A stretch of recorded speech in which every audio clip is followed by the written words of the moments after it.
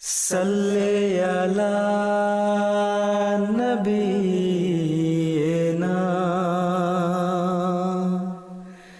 Salli ala Muhammadin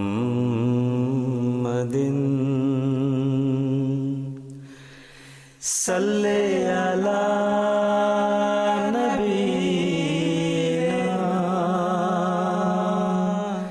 Salli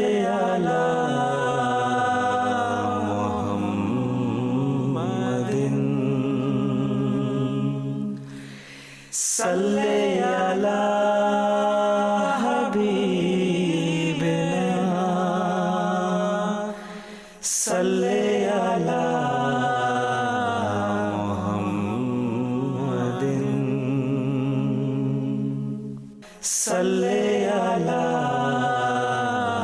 Muhammadin. Hausa interpretation.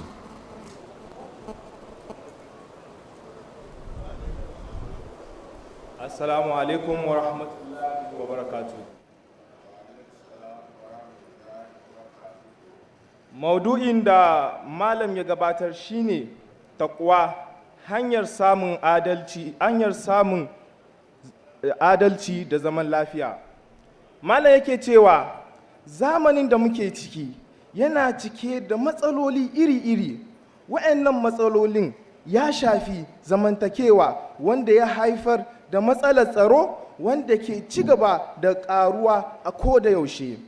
Malam yake cewa a yau duniya har yanzu tana fama da rikice-rikice a ƙasar Ukraine, Yemen, Syria, Sudan da Falastinu. Yake cewa ta'addancin mukamai da kuma rashin tsaro game da al'amuran siyasa ya ɓata zamantakewar rayuwa na mafi yawan ƙasashe, wanda kuma ya kawo koma baya game da ci gabansu akan tattalin arziki da kuma ya haifar da ƙiyayya a tsakanin al'ummomi na tsawon lokaci. Malam yake cewa tashin hankula ta kowace fuska tana da illar da take haifarwa, daga abin da ya shafi lafiyar yara, cigabawa na tattalin arziki da zamantakewa na mutane. Babban abin bakin ciki game da wannan al'amari shine game da waɗannan al'amura shine kamar babu mafita. Wannan shine sabida tushen duka waɗannan rikice-rikicen ya ta'allaka ne da rashin adalci kan zamantakewa, tattalin arziki da siyasa. Kuma duk inda akwai rashin adalci ba a samun daidaituwa, sanadiyar hakan mutane ba za su samu kariya ko gyara ba. Malam yake cewa rashin hukunci, saɓani da cin zarafi za su bunƙasa, kuma cibiyoyin zamantakewa a ƙasashen da abin ya shafa ba za su tafiyar da ayyukan jama'a kamar yadda ya kamata ba. Yake cewa tun da neman zaman lafiya da tsaro ya zama wajibi, to dole ne mu magance wannan matsalar, kuma tushen wannan matsalar ita ce wato rashin adalci. To malam sai ya kawo kan ma'anar adalci, yake cewa taqwa kalma ce ta larabci wanda aka yi bayaninta a matsayin garkuwa ko kuwa kariya daga sabo, kuma an ƙara bayyana cewa yana nufin tsoron Allah ko kuma sanin Allah. Aka ce asali dai tsoron Allah wato taqwa yana samuwa ne ta biyayya ga Allah maɗaukakin sarki da kuma ƙauracewa haninsa. Imam Mahdi alayhi salam yana cewa adalci yana nufin mutum ya kiyaye ko da mafi ƙanƙantar daga cikin amanar da Ubangiji ya bashi, kuma ya cika alƙawuransa da mutane gwargwadon iyawarsa, wato mutum ya yi iya ƙoƙarinsa ya cika duk abin da ake bukata daga gare shi. Malam sai ya ɗauko yake magana, ya ce ɗaya daga cikin rashin adalci ko kuma a cikin rashin adalci da ke faruwa a wannan zamani shine farmakin da ƙasar Isra'il take kai ma ƙasar, wato take kai wa Falastinawa da suke yankin Gaza. Yake cewa idan aka tambi mutanen kasar Isra'il cewa shin menene dalilin da suke farmakan wayannan mutane, za su ce ai dalilin shine saboda suna son su kashe mutanen kungiyar Hamas. Sai malam yake cewa to idan haka ne to me yasa sauran yankunan irin su Ramallah da sauran wurare inda Falastinawa suke, me yasa mutanen Isra'il suke tozartawa wannan mutanen da suke wannan yankin, tunda Hamas a yankin Gaza kadai take, amma sauran yankunan babu Hamas, to me yasa ake tozartawa mutane a wayannan sauran yankunan? To wannan yana nuni da cewa akwai munafirci a cikin wannan al'amari. Malam yake cewa dalilin da yasa suke kai musu farmaki shine saboda suna son su kwace wannan fili daga wajensu. An yi bincike da cewa wato an ce turawa sun yi bincike da cewa an samu an yi bincike an bibiya an gano da cewa akwai man fetur a wannan wajen, saboda hakan Isra'il tana son ta kore su domin su cimma burinsu kuma su samu wannan arzikin ƙasa. Sai malam yake cewa khalifa ya ce duk ɗan Ahmadiyya mu jawo hankulan shugabanninmu da cewa su ba da murya domin kawo ƙarshen wannan matsalar. Kammalawa ya ce lallai mutum ya rufe wa kansa ƙofofin adalci da zaman lafiya yayin da ya ci gaba da nuna jahilcin kan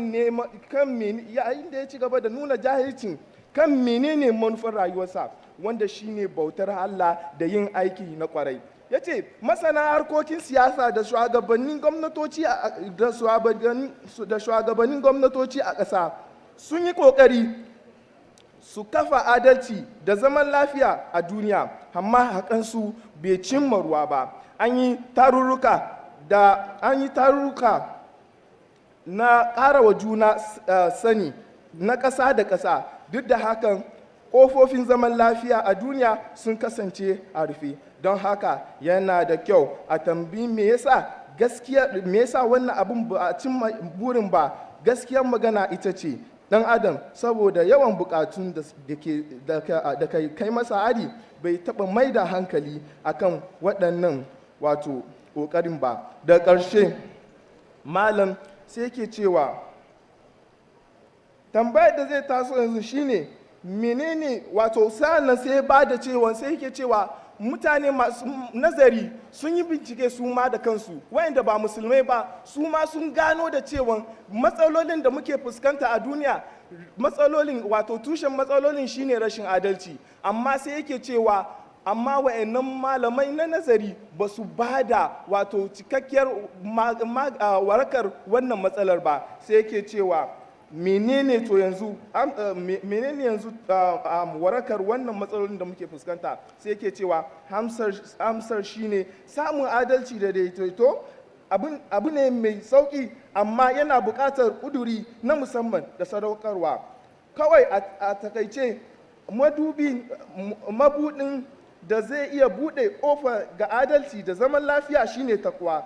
Duk kyawawan tsararrukanmu idan aka lalata mizanin adalci ba za mu taɓa samun nasara ba. Idan ba tare da takwa ba za a iya samun ruhun sadaukarwa na gaskiya da cika hakokin ɗan adam ba.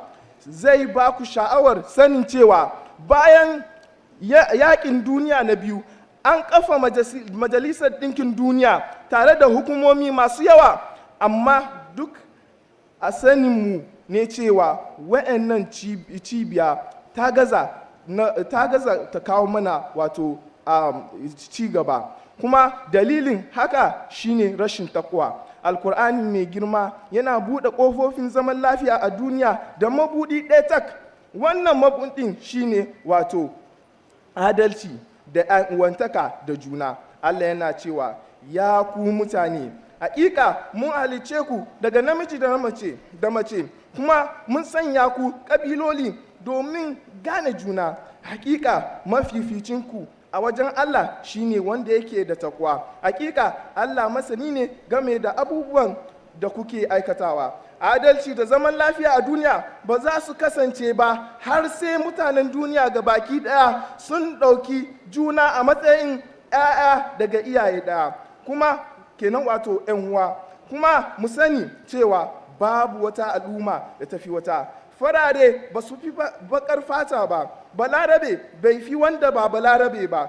Fifiko a wajen Allah yana samuwa ne ta tsoron Allah, ta tsoronsa. Mu ringa kulawa da tuna tamkar 'yan uwa, mu ringa ɗaukan kanmu tamkar 'yan uwa daga ahli ɗaya.